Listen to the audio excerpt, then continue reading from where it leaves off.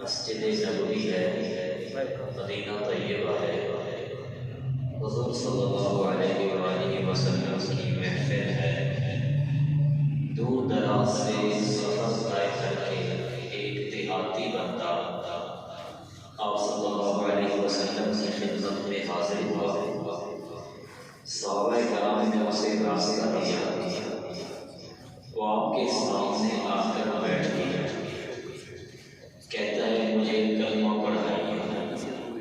آپ علیہ السلام نے اسے کلمہ پڑھایا، وہ مسلمان ہو گیا۔ صرف مسلمان نہیں بلکہ صحابی بن گئے۔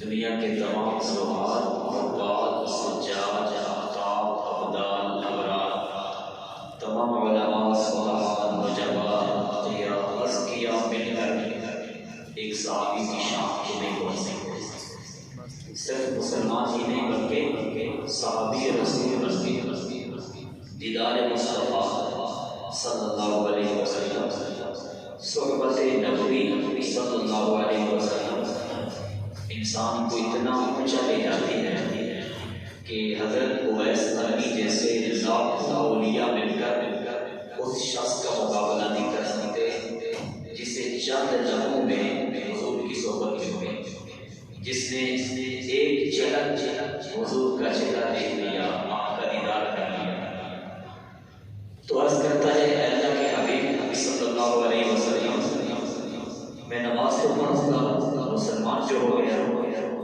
روزہ بھی رکھوں گا، مسلمان جو ہو گیا، اور اگر صاحب نصاب ہوا تو زکوٰۃ بھی دوں گا، طاقت ہوئی تو حج بھی کروں گا، لیکن ان تمام باتوں کے علاوہ آپ مجھے کوئی آسان سی بات بتا دیجیے جس پر عمل کر کے میں آسانی کے ساتھ جنت میں چلا جاؤں۔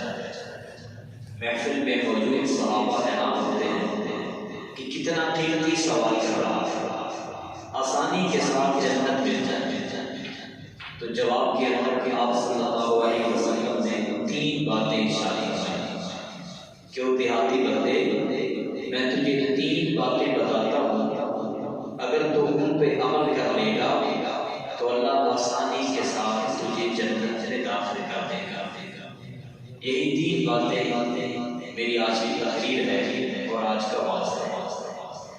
سب سے پہلی بات آپ صلی اللہ علیہ وسلم نے ارشاد فرمائی لا تغضب ولک الجنہ، غصہ نہ کرنا، غصہ آ بھی جائے تو ضبط کر لینا، دبا دینا، غصے کو پی جانا، غصہ کنٹرول کر لینا، غصے کو قابو میں کر لینا، غصہ پی جانا تیرا کام ہے، آسانی کے ساتھ جنت کا وارث بنانا اللہ کریم کا کام ہے۔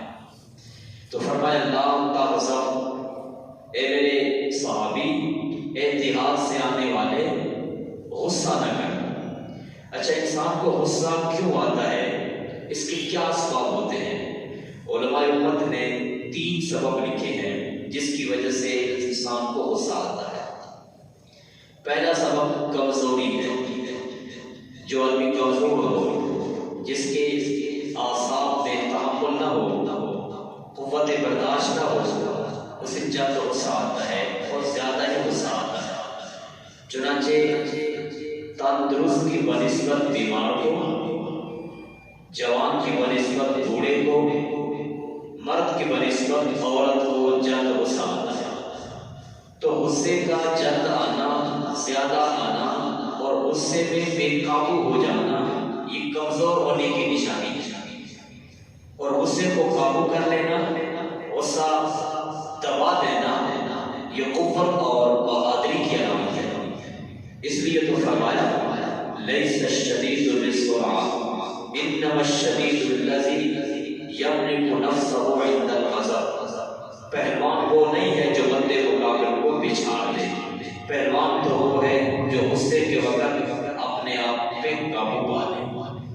ظفر آدمی ہرگز اسے نہ جانیے گا، ظفر آدمی ہرگز اسے نہ جانیے گا، گرچہ کیسا ہو صاحب فہم و ذکا، جسے عیش میں یاد خدا نہ رہی، جسے عیش میں خوف خدا نہ رہا۔ تو غصے کا پہلا سبب کمزوری ہے۔ دوسرا سبب عجب و کبر ہے۔ جو شخص جتنا تکبر سے دور ہوگا وہ اتنا ہی غصے سے پاک ہوگا۔ جو آدمی تکبر کے مرض میں مبتلا ہوتا ہے، اپنے کمالات پہ نظر رکھتا ہے، خود کو بڑا اور اچھا سمجھتا ہے، تو جب اس کی مزاج کے خلاف یا اس کی رائے کے خلاف کوئی بات پیش آتی ہے تو وہ فوراً غصہ ہو جاتا ہے۔ یہ اس میں کبر کی نشانی ہے۔ پھر حقیقت غصے کی تہ میں کبر پوشیدہ ہے، تکبر پوشیدہ ہے۔ یہی وجہ ہے کہ عموماً جس پر غصہ آتا ہے اس کی حقارت اپنی برتری ذہن میں ہوتی ہے۔ بندہ یہ خیال کرتا ہے کہ اپنے مزاج کے خلاف بات برداشت کر لینے سے میری بے عزتی ہوگی، روک جاتا رہے گا۔ اور پھر بعض بدطینت قسم کے لوگ اس موقع پر اس طرح کی فضول باتیں کہہ کر اکساتے ہیں اور آگ پر تیل چھڑکتے ہیں، مگر نبی اکرم شفیع اعظم شاہد عالم صلی اللہ علیہ وسلم فرماتے ہیں من کظم غیظا وهو يقدر على ان ينفذه دعاه الله على رؤوس الخلائق يوم القيامة حتى يخيره في اي الحور شاء۔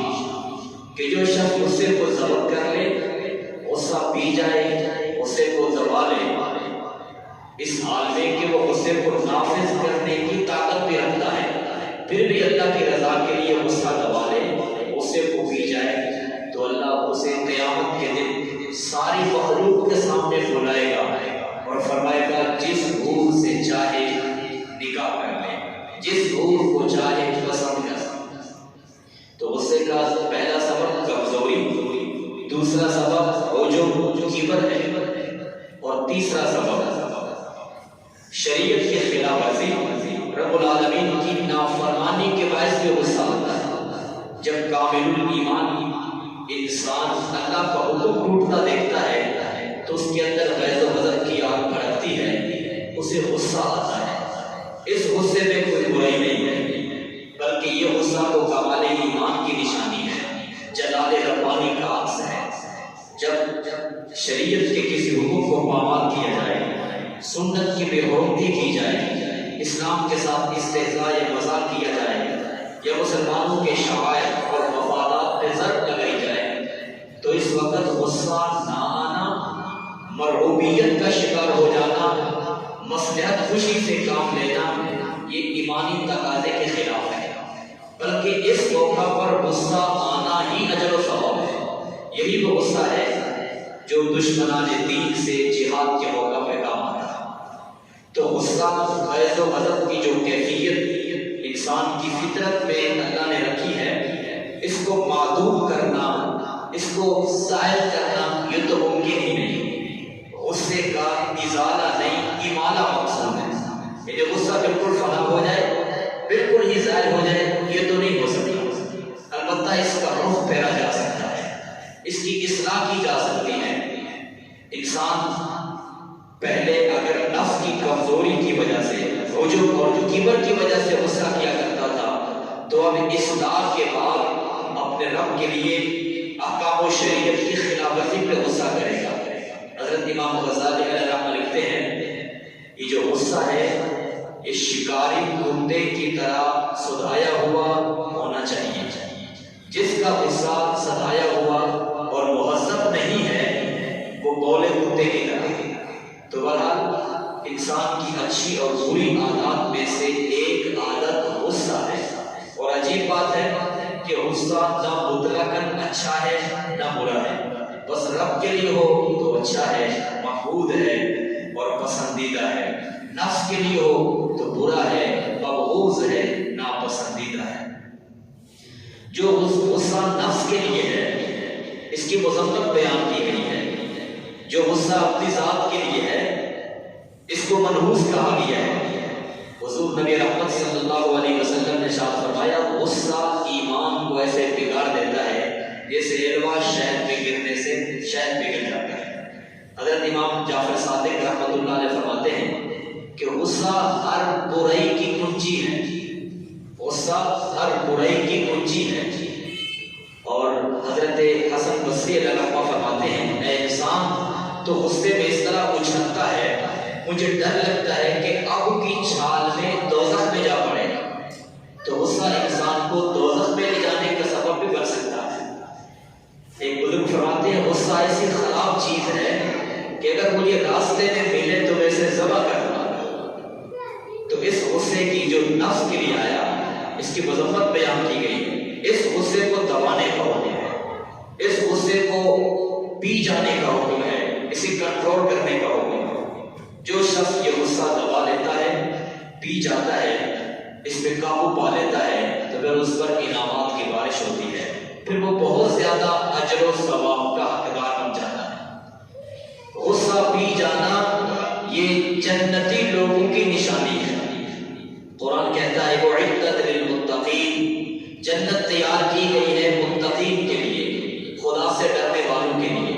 اے قرآن خدا سے ڈرنے والے کون ہیں، ان کی کیا علامتیں ہیں؟ تو قرآن نے ان کی علامات بیان کی ہیں۔ الذین ينفقون فی السراء والضراء، جو خوشی میں بھی اور خوشحالی میں بھی اور تنگ دستی میں بھی اللہ کے راستے میں خرچ کرتے ہیں۔ والکاظمین الغیظ، غصہ پی جانے والے، والعافین عن الناس، لوگوں کی غلطیاں معاف کرنے والے، واللہ یحب المحسنین، اور اللہ احسان کرنے والوں سے پیار کرتا ہے۔ تو غصہ پی جانا یہ جنتی لوگوں کی علامت ہے۔ حضرت امام زین العابدین رحمۃ اللہ علیہ کو خادمہ وضو کروا رہی، برتن ہاتھ سے چھوٹا تو پانی کپڑوں پہ پڑ گیا۔ اس وقت غصہ آنا امر طبیعی تھا، حضرت کو غصہ آیا، غصے کے آثار چہرے پہ ظاہر ہوئے۔ تو خادمہ جانتی تھی یہ وہ لوگ ہیں جو قرآن کے آگے سر جھکا لیتے ہیں، تو خادمہ نے قرآن پڑھا والکاظمین الغیظ، جنتی لوگوں کی نشانی ہے غصہ پی جاتے ہیں۔ تو حضرت کا غصہ فوراً کافور ہو گیا، ٹھنڈا پڑ گیا، سر کو جھکا لیا۔ خادمہ نے آگے پڑھا والعافین عن الناس، لوگوں کی غلطیاں معاف کرنے والے ہوتے ہیں۔ تو حضرت نے کہا جا میں نے تجھے دل سے معاف کیا۔ وہ بھی بڑی ہوشیار تھی، اس نے پھر آگے پڑھ دیا واللہ یحب المحسنین، اللہ تعالیٰ احسان کرنے والوں سے پیار کرتا ہے۔ تو حضرت نے فرمایا جا میں نے تیرے ساتھ یہ احسان کیا کہ تجھے اللہ کی رضا کے لیے آزاد کیا۔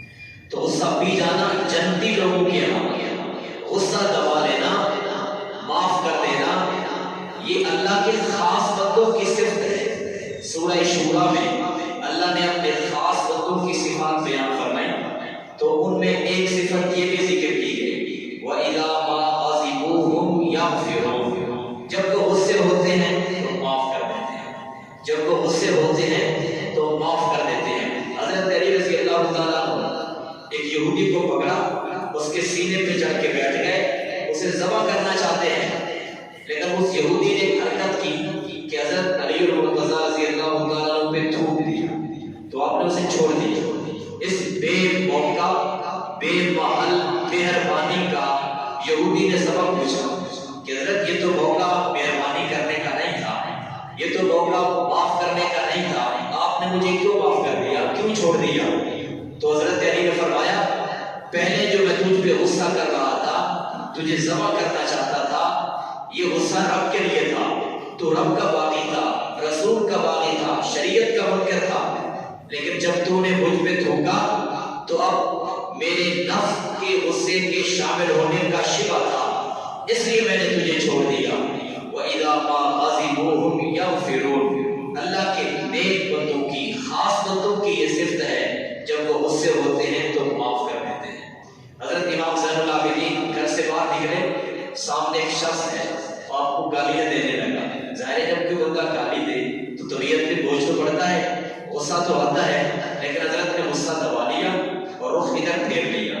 وہ شخص پھر ادھر آ گیا، آپ کو گالیاں دینے لگا، پھر آپ نے غصہ دبا لیا اور رخ ادھر پھیر لیا، پھر وہ ادھر آ گیا، حتیٰ کہ اس نے آپ کا کندھا پکڑا، کندھے کو پکڑ کے ہلا کے کہا ایاک اعنی، میں تجھے ہی گالیاں دے رہا ہوں، تجھے ہی گالیاں دے رہا ہوں۔ قربان جو امام زین العابدین کے غصہ پی جانے والی صفت پہ تو حضرت نے جواب میں فرمایا وعنک اعفی، میں بھی تجھے ہی معاف کر رہا ہوں، میں بھی تجھے ہی معاف کر رہا ہوں۔ یہ ہے اللہ کے خاص بندوں کی صفت۔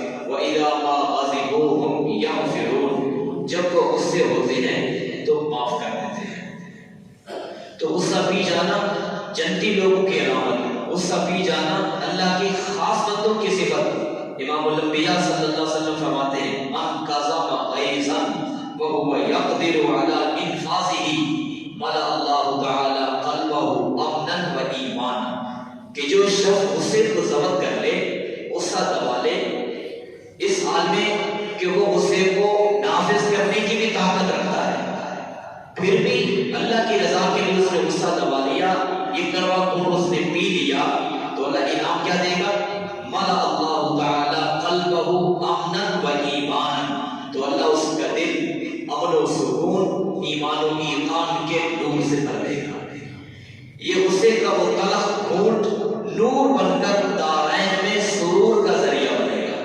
اس لیے مولانا جلال الدین رومی علیہ رحمہ فرماتے ہیں قزم غیظ است اے پسر خط اما، قزم غیظ است اے پسر خط اما، خشم حق یادآور و درکشینا، اے بیٹے غصہ پی جا، یہ امن کا خط اور فرمان ہے، اللہ کا غصہ یاد کر اور باغ کھینچ لے۔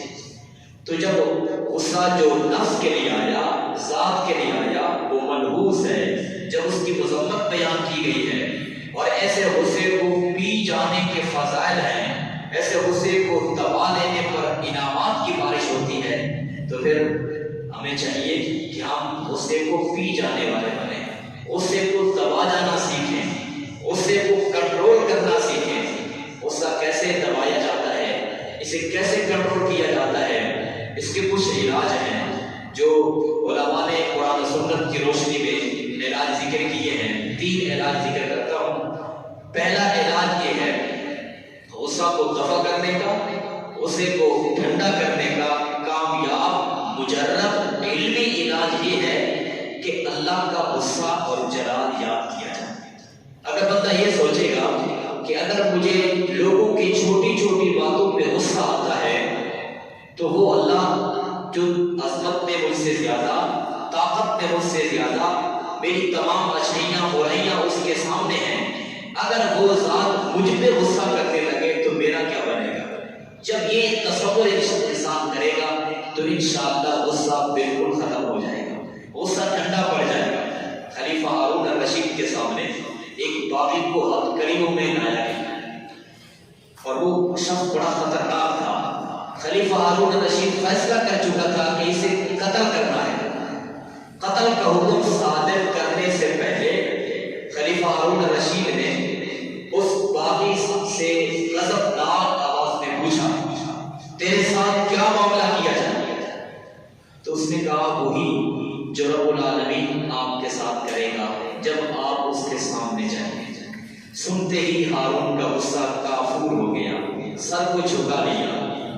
چند ہی لمحوں کے بعد درباریوں نے ہارون الرشید کی تھکی ہوئی آواز سنی کہ اسے آزاد کر دیا جائے، اسے آزاد کر دیا جائے۔ حکم سنتے ہی سپاہیوں نے اس کی ہتھکڑیاں کھول دی اور وہ باغی جو ہے وہ دربار سے چلا گیا۔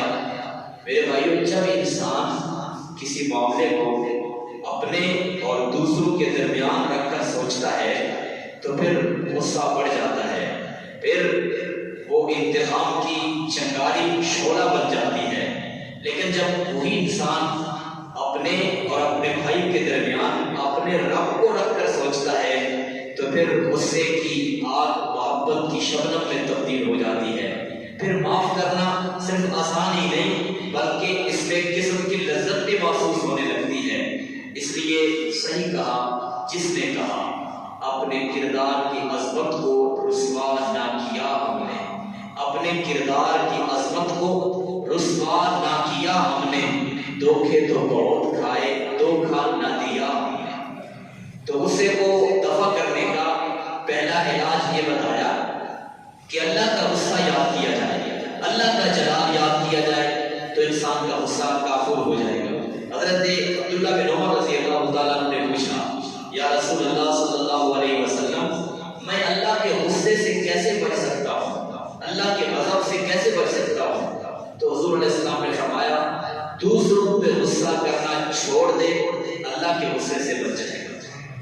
تو غصے کا پہلا علاج اللہ کا غصہ، اللہ کا جلال بندہ یاد کرے تو انشاءاللہ غصہ جاتا رہے۔ دوسرا علاج حدیث کی روشنی میں دوسرا علاج یہ بتایا گیا کہ بندہ کھڑا ہے غصہ آ گیا تو بیٹھ جائے، بیٹھا ہے تو لیٹ جائے، لیٹ کر بھی غصہ ختم نہیں ہوا تو وضو کر لے، پھر بھی غصہ ختم نہیں ہوا تو پھر غسل کر لے، غسل کرنے سے انشاءاللہ غصہ جاتا رہے۔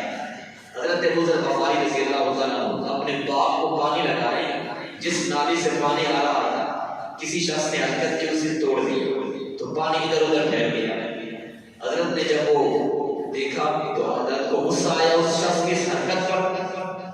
جب ہی غصے میں ہوئے تو فوراً ہی حضور کا فرمان یاد آیا کہ بندے کو غصہ آئے بندہ کھڑا ہو تو بیٹھ جائے، تو حضرت اسی جگہ پہ بیٹھ گئے، حالانکہ نیچے کیچڑ تھا، نیچے پانی تھا، کپڑے خراب ہو گئے، اس کی پرواہ نہیں کی۔ غصے کو ختم کرنے کے لیے حضور کا بتایا ہوا علاج وہ کیا، فوراً بیٹھ گئے۔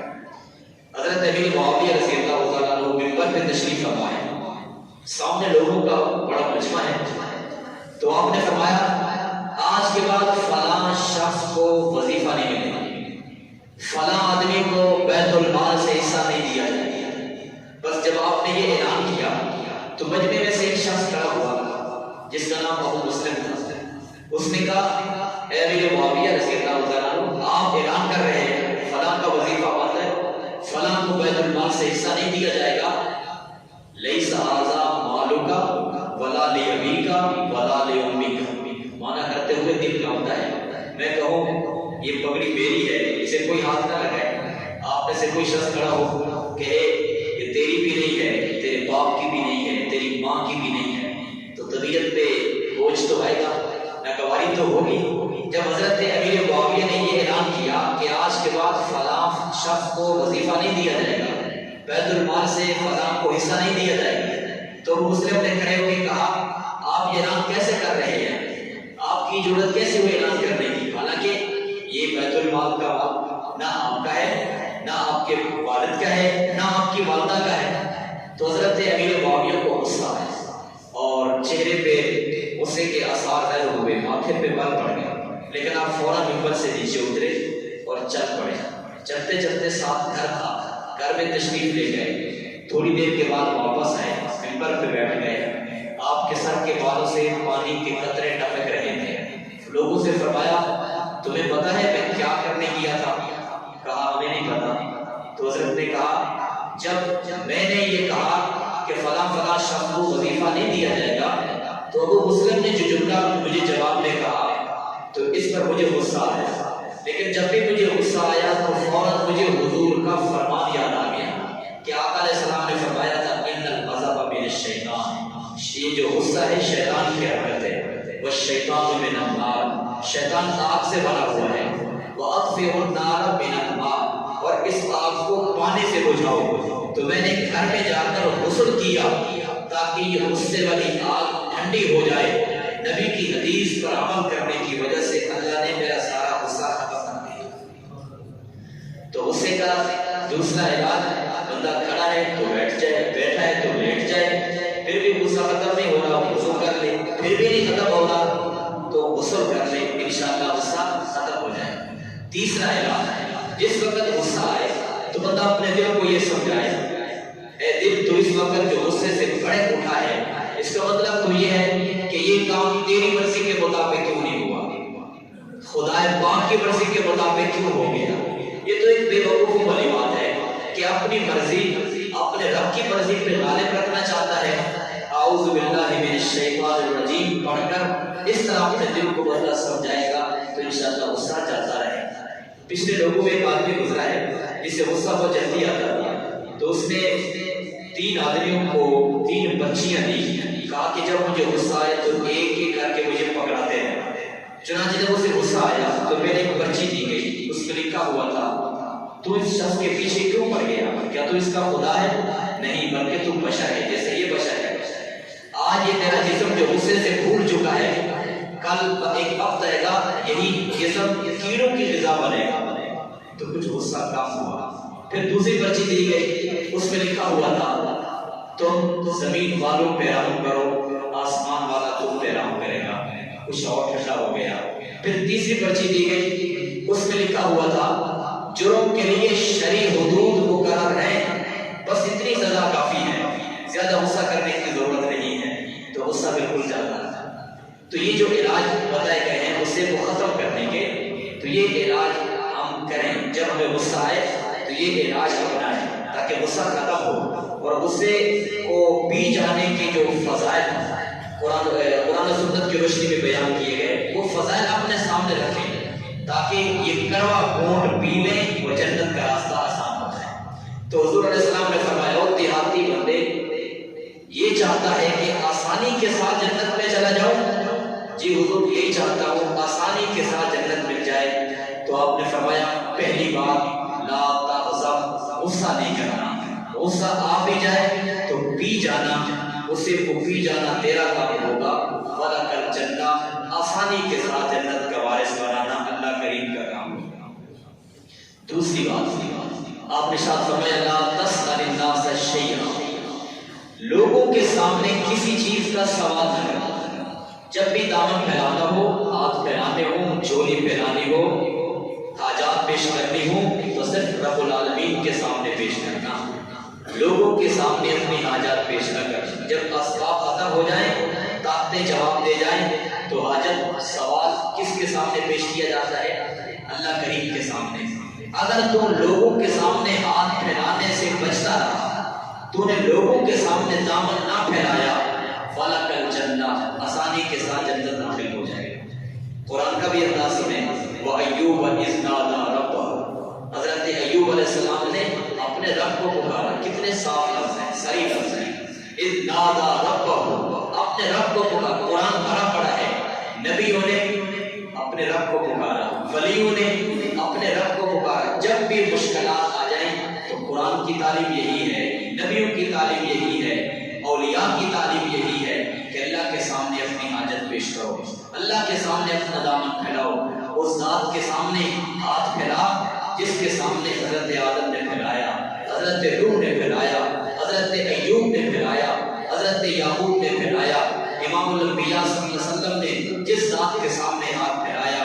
اور امت کو بھی حضور نے یہی تعلیم دی لا تسأل الناس شیئا، لوگوں سے کسی چیز کا سوال نہ کرنا. حضرت جریر رضی اللہ تعالیٰ صحابی ہیں، حضور نے فرمایا الا تبایعنی، اے جریر تو میرے ہاتھ پہ بیعت کیوں نہیں کرتا؟ عرض کی حضور قد بایعتک، میں نے تو آپ کے ہاتھ پہ بیعت کی ہوئی ہے. حضور میں تو مسلمان ہوں، میں تو صحابی ہوں. حضور نے پھر فرمایا الا تبایعنی، تو میرے ہاتھ پہ بیعت کیوں نہیں کرتا؟ حضور میں نے تو کی ہوئی ہے، میں تو مسلمان ہوں. حضور نے تیسری بار فرمایا الا تبایعنی، اے جریر میرے ہاتھ پہ بیعت کیوں نہیں کرتا؟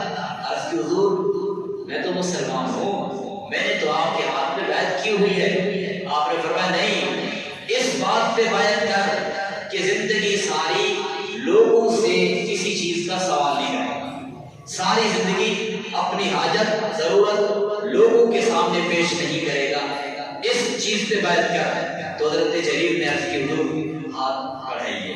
آپ علیہ السلام نے دست مبارک آگے کیا، حضرت جریر نے اپنا ہاتھ حضور کے ہاتھ پہ رکھ کر بیعت کر لی کہ زندگی بھر کسی سے سوال نہیں کروں گا، اپنی حاجت ضرورت کسی بندے کے سامنے پیش نہیں کروں گا۔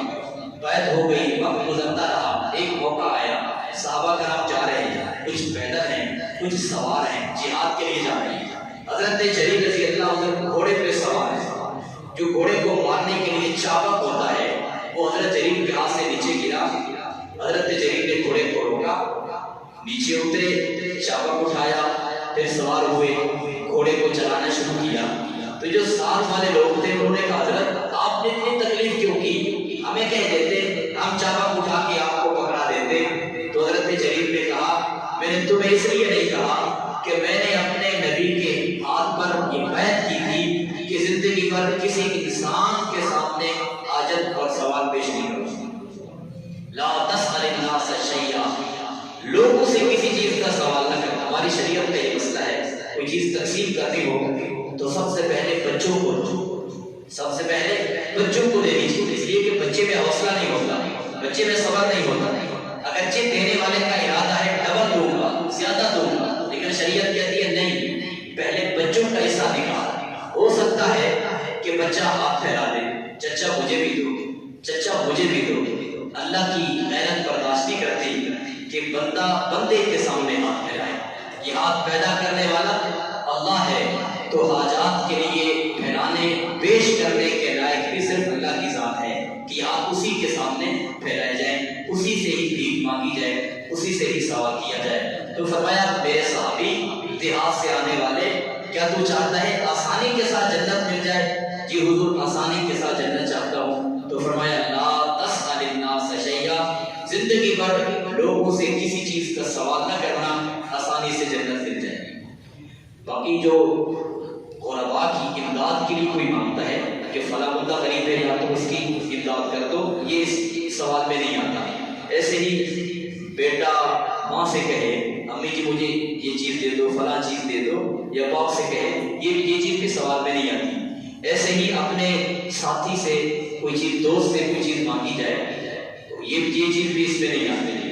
اور اسی طریقے پر اگر کوئی چیز عاریۃً لیتا ہے، ویسے مانگ نہیں لیتا ہے، موٹر سائیکل لے لی، گاڑی لے لی کہ یار مجھے ایک دن کے لیے گاڑی دے، تو یہ چیز بھی اس میں نہیں آتی، اس کی اجازت ہے، یہ چیز مانگی جا سکتی ہے۔ اپنے مل کرنے کے لیے کوئی چیز کسی سے مانگنا، سوال کرنا، یہ چیز ناجائز ہے اور یہ چیز بری ہے۔ تو فرمایا لا تسأل الناس شیئا، لوگوں سے کسی چیز کا سوال نہ کرنا، جنت کا راستہ تیرے لیے آسان ہو جائے۔ تیسری بات، استغفر اللہ 70 مرۃ فی کل یوم ولک الجنہ، فرمایا روزانہ 70 دفعہ استغفار کرنا، ولک الجنہ، تیرے لیے جنت آسان ہو جائے۔ روزانہ 70 بار استغفار کرنا، طوبی لمن وجد فی صحیفتہ استغفارا کثیرا، فرمایا اس شخص کے لیے بشارت ہے، اللہ کے حبیب صلی اللہ علیہ وسلم مبارک دے رہے ہیں، اس شخص کو مبارک ہے قیامت کے دن جس کے نامہ اعمال میں استغفار زیادہ آیا ہے۔ وہ استغفار جس کی اہمیت پر قرآن مجید کی سینکڑوں آیات موجود ہیں، وہ استغفار جس کے فوائد انبیاء نے تفصیل کے ساتھ بیان کیے، وہ استغفار جس کا فوری نفع دنیا میں، دائمی نفع آخرت میں ملتا ہے، وہ استغفار جو انسان کو نہ مایوس ہونے دیتا ہے نہ محروم ہونے دیتا ہے، وہ استغفار جو اپنے لیے بھی کرنے کا حکم، دوسروں کے لیے بھی کرنے کا حکم، وہ استغفار جسے میرے حضور اتنی کثرت سے کرتے تھے صحابہ شمار کرتے رہ جاتے ہیں، وہ استغفار جو انسان کے دل کے غم کو دور کر دیتا ہے، وہ استغفار جو اہل زخموں پر شفا بخش مرہم بن جاتا ہے، وہ استغفار جو کمزور انسان کو طاقتور بنا دیتا ہے، وہ استغفار جسے کرتا دیکھ کر شیطان چیختا ہے، چلاتا ہے، اثر سے سر پہ خاک ڈالتا ہے، وہ استغفار جو ہر عمل کو مقبول بنا دیتا ہے، لمبا فاصلہ جلد طے کرا دیتا ہے، وہ استغفار جو رکاوٹوں کے پہاڑ منٹوں میں راستے سے ہٹا دیتا ہے۔ وہ استغفار جو ہر غم کا علاج ہے، ہر تنگی سے نکلنے کا راستہ ہے، ہر پریشانی کا حل ہے، وہ استغفار جو جنت کا راستہ آسان کر دیتا ہے۔ تو فرمایا دیہاتی بندے، دیہات سے آنے والے، تو چاہتا ہے آسانی کے ساتھ جنت مل جائے؟ جی حضور آسانی کے ساتھ جنت مل جائے، تھوڑا پھر تین کام کر لینا، تیرے لیے جنت آسان ہو جائے گی۔ نمبر 1، لا تغضب، غصہ نہ کرنا، غصہ آ بھی جائے تو غصے کو دبا لینا۔ نمبر 2، لا تسأل الناس شیئا، لوگوں سے کسی چیز کا سوال نہ کرنا۔ نمبر 3، استغفر اللہ 70 مرۃ فی کل یوم، روزانہ 70 بار استغفار کرنا۔ یہ 3 کام تو کر لے گا، فلک الجنہ، تیرے لیے جنت کا راستہ اللہ آسان کر دے گا۔ اگر آپ بھی چاہتے ہیں کہ ہمارے لیے جنت کا راستہ آسان ہو جائے تو یہ 3 باتیں پلے باندھ کے جاؤ۔ وآخر دعوانا الحمدللہ۔